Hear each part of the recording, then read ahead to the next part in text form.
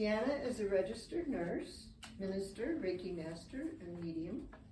She has worked as a certified hospice palliative care nurse and has a particular interest in helping people transition to the next world. She has 2 grown children and several fur babies. It's growing. She also has a special connection with birds, and I know she has been visited by crows a lot lately, yes. So you might ask her about that.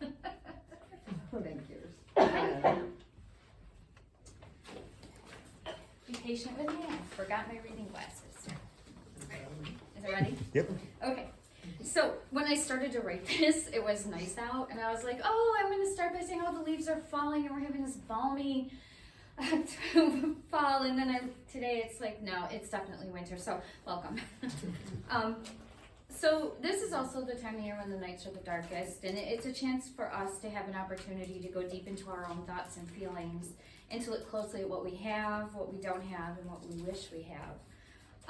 You can go to the store and you can look at the displays, and you're going to see what is this holiday devoted to, mostly just food and family. And we're encouraged to share a feast with our loved ones, to celebrate our thankfulness for our bounty with togetherness and goodwill. On the surface, this looks awesome, this is good, it's the American tradition. But dig a bit deeper, look beyond the TV ads of the happy families and the rows and rows of baking supplies on sale at the store. And is Thanksgiving really a time of thanks for everybody? I challenge you during this holiday season to look beyond your own table and look at that of others.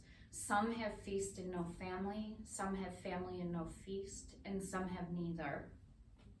What happened all those years ago to start the American Thanksgiving tradition? I am not here for a history lesson. I don't want to sow seeds of division.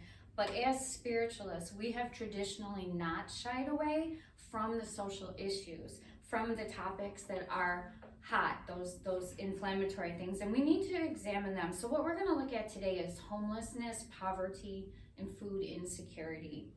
We all get to go home to our warm homes and surround ourselves with our family, our friends, our multitudes of pets. But what if you didn't have that? What if you didn't have a roof over your head or food on your plate? What if it was you or your loved one in the open door commercials? For sure, you should give thanks and appreciate what you have and allow yourself to recognize and celebrate the gifts you've been given, the work you've been able to accomplish to provide for yourself, your family, your loved ones. But beyond the turkey dinner, beyond the football games, it's imperative that we look out our windows as well. In New York State, there are 45 homeless people for every 10,000 people. At first look, that is not looking like a big number.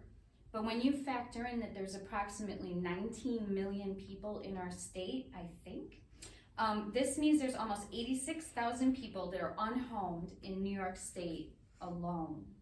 In Monroe County, it works out to be 11 homeless people to every 10,000. So with a population of 755,000, that gives us about 830 people locally that are unhomed and cold these nights that we're inside warm. Then we have to look at the amount of people living at or below the poverty level. According to the census in New York, almost 14% of Monroe County residents live at or below the poverty level, and terribly, 30% of residents in Rochester are at or below the poverty level. That's 1 out of every 3 people is struggling in some way. There's 210,000 people in Rochester, 70,000 people living in need, 1 out of 3. Chances are you know someone who is struggling, and maybe you yourself are struggling as well. I have struggled. I have had to lean on people. I have had to ask for help at critical times, and there's no shame in asking for help. The shame lies with those who don't help when they're asked. As spiritualists, as humans, we owe it to our fellow man to extend a hand of friendship and assistance when we can. This does not mean that you have to sacrifice to the point of harming yourself. But it does mean that we should look into our hearts and see what can we do for humanity in times of need. We follow the golden rule. Do unto others what you would want them to do unto you. Most of the time we think of that as don't hit someone and they won't hit you back. But if you spin it around, it means help someone as you want to be helped. If it was or is you in a place of need, you would pray and hope for help. And if you're not in a place of need, it follows that you would give that help. And then we can look beyond this also. What if it's not a social issue? What if it's someone is hurting? What if it's someone is alone or someone is afraid? Would you help them? Would you be their reason to give thanks this year? I know that this time of year we get up here and we talk about Thanksgiving. That was an awesome exercise that we did. I kind of went off the rails a little bit with this. But I want to talk about how can we provide for others to give them something to be thankful for too. We can be a friend, we can listen, we can talk. If we have means, we can donate food, blankets, money, clothes, whatever. We can volunteer in places that serve other people. And if we can't do any of that, if for whatever reason, we can pray.